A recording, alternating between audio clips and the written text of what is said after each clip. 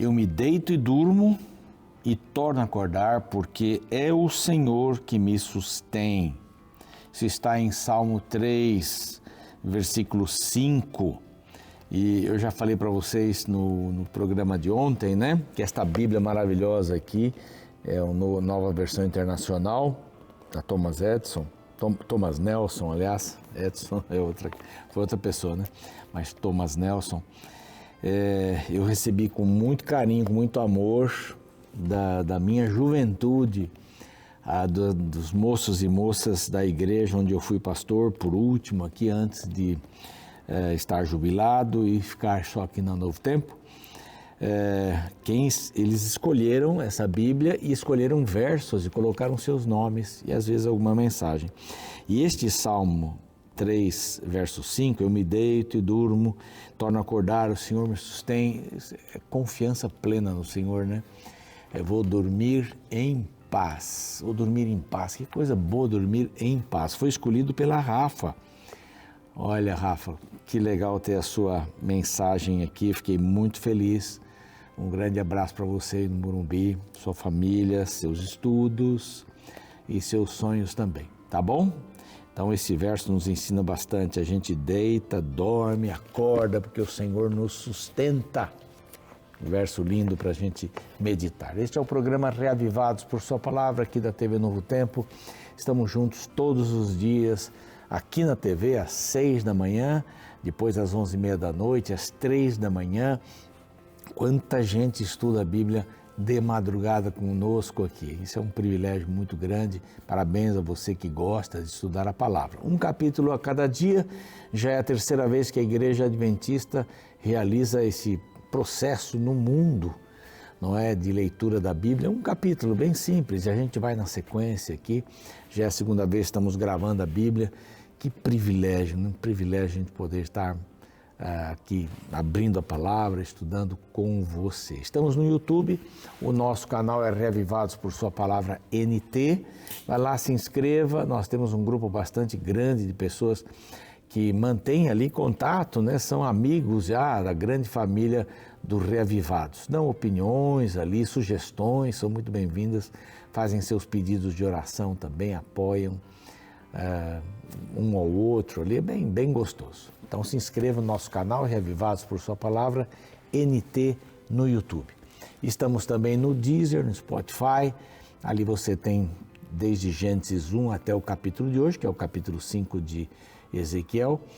Também estamos no NT Play, há outros conteúdos ali para você degustar, né, espiritualmente, temas sobre família, finanças, muito bom material que a Rede Novo Tempo sempre oferece, graças aos Anjos da Esperança, que acreditam que a Rede Novo Tempo, e por isso apoiam, né, prega o Evangelho em português e espanhol para todo mundo, através das mídias sociais, da rádio, da TV, dos cursos bíblicos também. Quer se tornar um Anjo da Esperança? É simples, aqui tem um WhatsApp para você entrar em contato.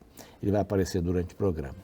E falando em cursos bíblicos, aqui temos um maravilhoso guia de estudo da Bíblia, né? Nessa forma para crianças, né? Jovenzinhos, juvenis, Superlupa, A Volta ao Mundo em 7 Dias, uma revista totalmente ilustrada, vai falando sobre os dias da criação e vai fazendo aplicações extraordinárias aqui, muito lindas, vale a pena para você dar aí para o seu filho, seu sobrinho, seu vizinho. Eles vão gostar, seguramente vão gostar bastante. Basta mandar uma mensagem para este outro WhatsApp, não é o mesmo dos Anjos da Esperança, para receber a revista e este guia de estudo bíblico, Superlupa, A Volta ao Mundo em 7 dias. Aguardo aí o seu pedido desta revista. Muito bem, nós vamos para um intervalo. Na volta, o capítulo 5 de Ezequiel. Dando essa continuidade, já vimos ontem 4, 5 e 6, formam um pequeno bloco. E a gente hoje vai para o 5 depois do intervalo. Não sai daí, a gente já volta.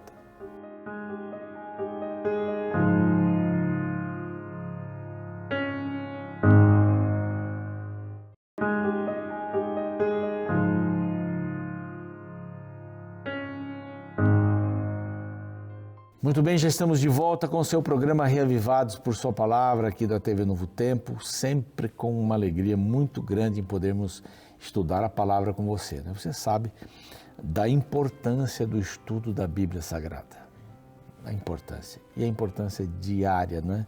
Desse estudo de forma diária, todos os dias, né? Uma redundância que estou falando aqui, mas é isso mesmo, né? Não adianta a gente se alimentar só uma vez por semana, tomar água uma vez por mês, não, tem que ser todo dia, né? E alimentação espiritual também é dessa forma. Ontem nós vimos algumas ilustrações, do capítulo 4 de Ezequiel, ele fazendo essas ilustrações, não é? Essas apresentações, uma maquete, eu falei que eu gosto muito de maquetes, uma maquete da Nova Jerusalém, ali com rampas, com arietes ou arietes, e de guerra e tal, e alguma coisa mostrando que havia um cerco, fome, não é? Eles iriam comer racionada comida, né? Comida racionada, e viveriam assim, nesta pressão muito grande, da falta de pão. E o capítulo 5 dá continuidade, né? O capítulo anterior, o 4, 17, porque lhes faltará pão e água, pão e água. Mais uma ilustração. Tu, ó filho do homem, capítulo 5, verso 1. Toma uma espada afiada.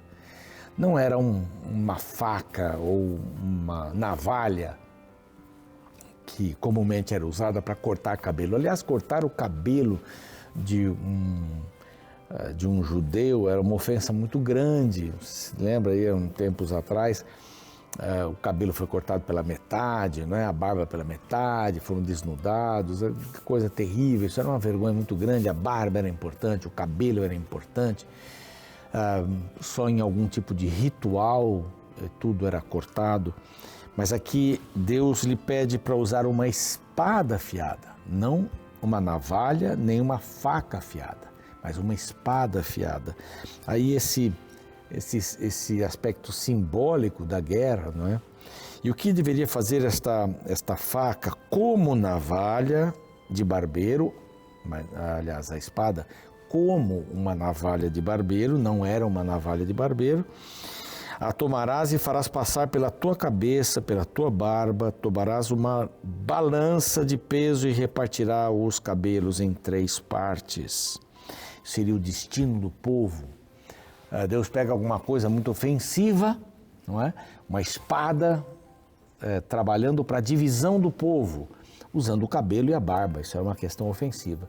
Mas a espada tinha esse sentido, né? De guerra, de divisão. E 3 grupos seriam formados. Nesta balança, 1/3, diz aqui, verso 2, uma 1/3 parte queimarás no meio da cidade. E o povo olhando, né?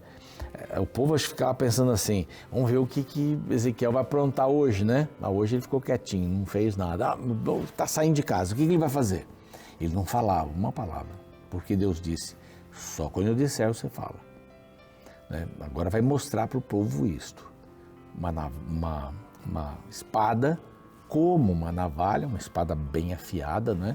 Imagine cortando com uma espada aí o cabelo e tudo mais, né? O que significava isso tudo, pensava o povo? Isso eram os exércitos inimigos, dividindo o povo, um monte de cabelo, uma balança separando 3 montinhos iguais. Primeiro montinho, 1/3 queima, simbolizando aqueles que no cerco morrerão queimados. Pois isso vai se explicando aqui. Segundo, você vai pegar esse monte de cabelos, 1/3, e vai cortar com essa espada, vai cortar em pedacinhos, aqueles que morrerão ao fio da espada. Em terceiro lugar, pega esse monte e olha, interessante que aqui eles foram costurados, foram atados nas abas da veste, naquela parte que dobra assim para costurar, então ali, foram colocados ali. O que esses significavam? Seriam aqueles levados em cativeiro. Então 3 grupos que a própria Bíblia fala aqui, né? Um fogo, outro morrendo pela espada e o terceiro grupo levado, seriam os remanescentes. Aqui é bem interessante que Deus sempre teve os seus remanescentes, sempre teve os seus remanescentes. Enquanto o povo estava no Egito, ali, naqueles 430 anos, e muitos deles começaram a adorar os deuses do Egito, e as pragas que caíram sobre o Egito, né, através de Moisés, Deus, lógico que fez isso, mas através de Moisés, elas não eram só para o povo de Israel, o povo do Egito, eram para o povo de Israel também, eram para os hebreus, né? E também para eles, porque eles estavam adorando esses mesmos deuses que os egípcios adoravam. Mas sempre houve um grupo de remanescentes. Quando Deus chama Moisés, assim, estão clamando lá, não era o povo todo clamando, não era o povo todo, não, era um grupo de remanescentes. O Apocalipse fala em remanescentes também, em remanescentes. Então, veja bem, todo cristão vai ser salvo? Bom, Deus gostaria que todo cristão fosse salvo. Aliás, Deus gostaria que todo ser humano fosse salvo.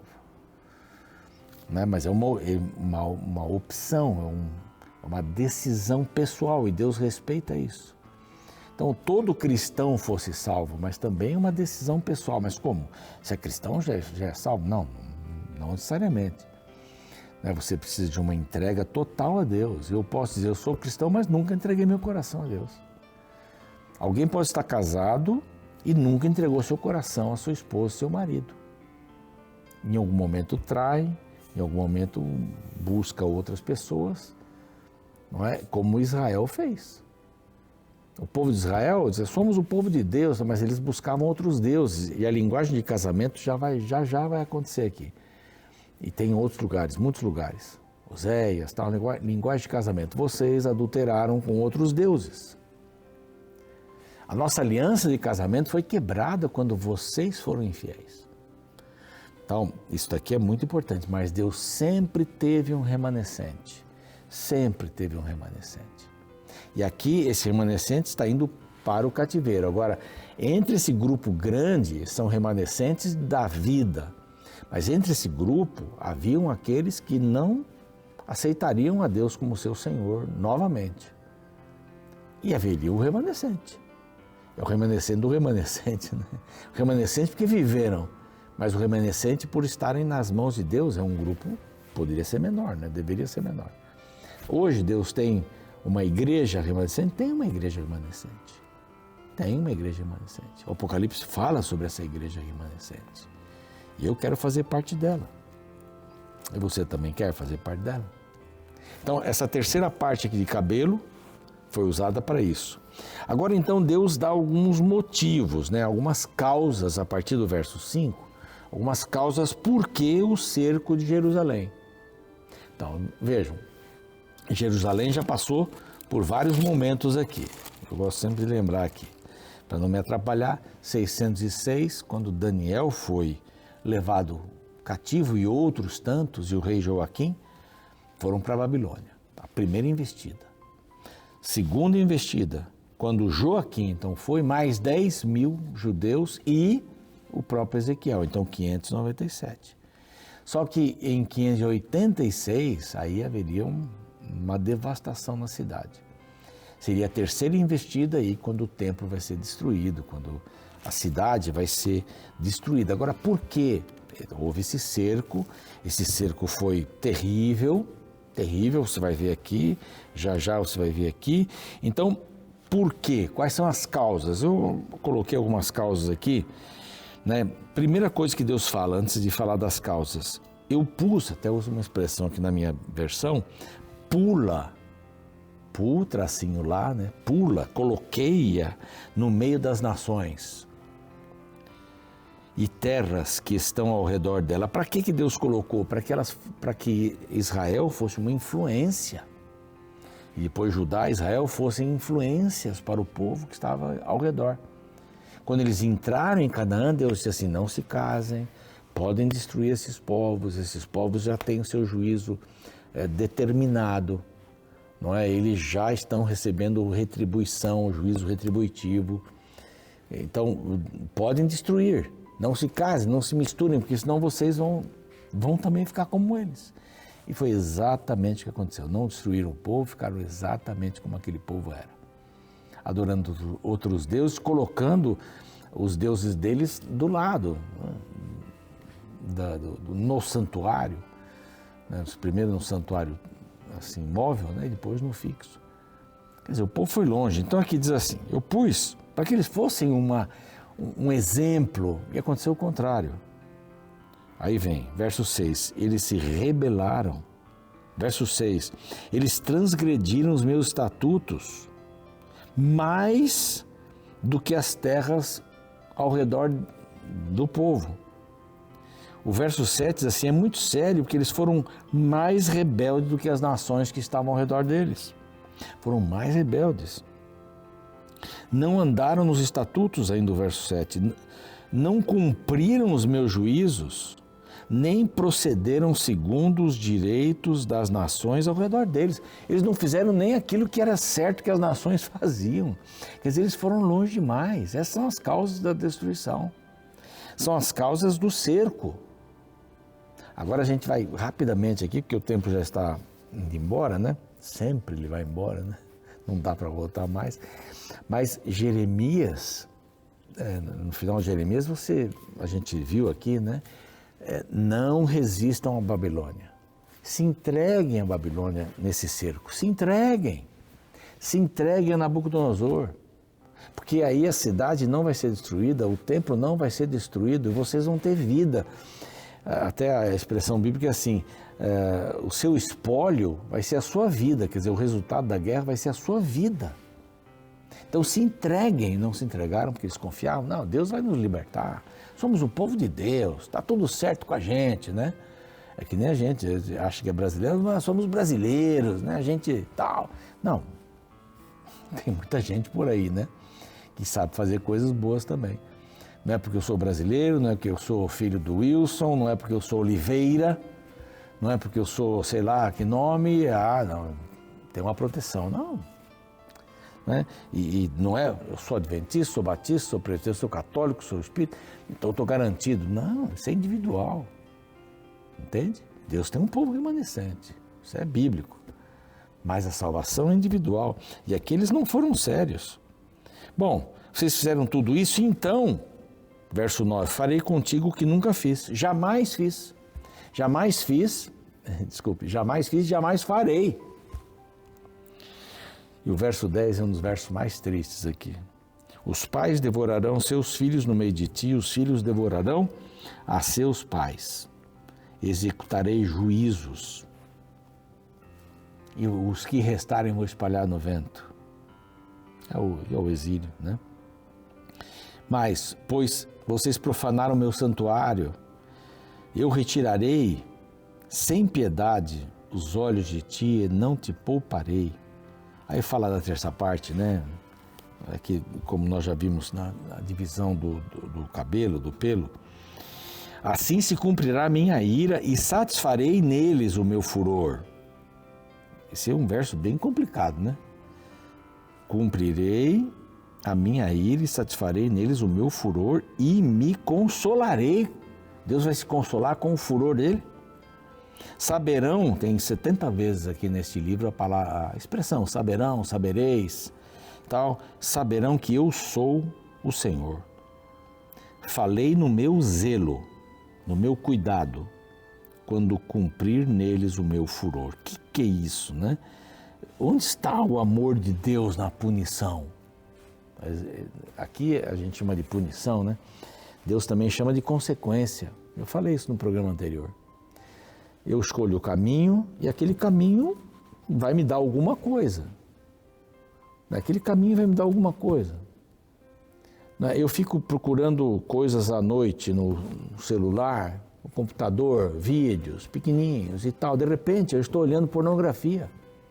E eu estou olhando pornografia, de repente eu vou me aprofundar um pouco mais nisso. De repente eu vou ter alguém que não é minha esposa, meu marido. De repente eu estou cobiçando, de repente eu estou adulterando. Quer dizer, são passos que eu vou tomando. E o povo de Israel tomou esses passos. O que fazer com uma pessoa adúltera que não respeita o seu casamento, não respeita os seus filhos, não se respeita a si mesmo, ela está cavando um poço para ela mesma. Então, como é que Deus vai satisfazer? Se Ele não satisfaz, você está morrendo, você está comendo aí seu filho, não tem comida no cerco de Jerusalém. Não, não é isso. É que não tem outro caminho. Se Deus permitisse que todo mundo fizesse, e Ele permite que todos façam o que queiram, né? Mas sem consequência, Deus seria um conivente. Conivente. O amor de Deus está em não ser conivente. Por quê? A gente tem que aprender com os erros e escolher um novo caminho. Bom, ele diz aqui da fome de novo, etc. O que vai acontecer com o povo. Escárnio sobre o povo, uma nação que foi escolhida para representar o nome de Deus. Você e eu também somos escolhidos para representar o nome de Deus. Como é que nós estamos fazendo isso? Vamos orar. Pai amado, nós queremos ser representantes leais, fiéis. Ajuda-nos, Senhor, a convivermos com os nossos erros e a recebermos as consequências. Nós não queremos olhar para o Senhor e vermos um Deus conivente, um Deus que diz, tudo bem, deixa para lá. Um Deus sério, justo, um Deus que faz uma aliança, tem causa e efeito. Nós queremos seguir os teus caminhos, nós queremos ser aquilo que Israel deveria ter sido. E às vezes não somos, por decisões pessoais. Às vezes adoramos outros deuses, colocamos outras coisas na frente. Mas que o Senhor nos ajude a tirarmos todas estas coisas para olharmos o caminho que o Senhor pretende que sigamos, porque Ele vai nos levar até a Canaã celeste. Queremos a Tua companhia, em nome de Cristo. Amém. Muito bem, eu fico por aqui, o programa segue, amanhã a gente se vê com o capítulo 6. Até lá!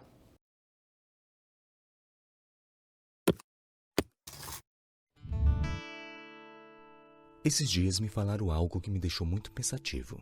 Eu estava na academia quando o instrutor chegou para orientar os alunos. Porém, sua aparência chamou a atenção de todos. Isso porque seria uma aula aeróbica para perda de peso. Só que ele nitidamente estava muito acima do peso. Um dos participantes que estava do meu lado mencionou rapidamente: como posso confiar na dica de um professor que aparentemente não está seguindo o que ensina? Eu não sei os bastidores da vida daquele professor, mas como eu sou pastor de igreja, fiquei pensando se eu mesmo não poderia ser acusado do mesmo. Será que eu sou um bom exemplo dos sermões que eu prego? Esta questão me levou a pensar na história da grande cidade de Jerusalém. Localizada em um planalto nas montanhas da Judéia entre o Mediterrâneo e o Mar Morto, Jerusalém é considerada uma das cidades mais antigas do mundo. Além disso, é também considerada sagrada por grandes religiões, judaísmo, cristianismo e islamismo. Um ponto interessante é que sua localização era estratégica. Ficava na encruzilhada do mundo antigo. Por ali passava caravanas de vários países e continentes diferentes. Assim, uma das razões para Deus a ter estabelecida neste local era missiológica. De Jerusalém deveria sair a mensagem do Evangelho para o mundo todo. Porém, boa parte do Antigo Testamento deixa claro que durante um grande período de tempo, Jerusalém deixou de cumprir seu propósito. Ao invés de ser uma luz, ela se tornou trevas. O templo e os líderes religiosos se corromperam. Ao invés de influenciar a cultura pecadora que a cercava, ela se deixou contaminar por costumes que violavam os ensinos de Deus. No capítulo 5 de Ezequiel, a partir do verso 5, encontramos o lamento de Deus sobre sua cidade amada. Ouça. Assim diz o Senhor Deus: esta é Jerusalém. Pula no meio das nações e terras que estão em redor dela. Ela, porém, se rebelou contra os meus juízos, praticando o mal mais do que as nações e transgredindo os meus estatutos mais do que as terras que estão ao redor dela, porque rejeitaram os meus juízos e não andaram nos meus estatutos. O texto bíblico é claro ao mostrar que o povo de Deus era mais infiel do que aqueles que não serviam a Deus. Que grande ironia! Os mensageiros viviam de forma mais corrupta do que aqueles que receberiam a mensagem. Sabe, quando os mensageiros de Deus não são referências éticas para a sociedade que os cerca, a mensagem do Evangelho perde o seu poder. Isso porque uma pessoa que escolhe viver em trevas não tem moral para falar da importância da luz. O indivíduo que ama a mentira não pode falar do poder da verdade. Desta forma, o mensageiro precisa ser uma extensão da sua mensagem. Jamais alcançaremos o mundo se não formos uma boa propaganda do que pregamos. Do que adianta falarmos e falarmos se vivemos de forma oposta a nosso discurso? Assim finalizo com um interessante ditado popular que diz: uma grama de exemplo vale mais que uma tonelada de conselhos.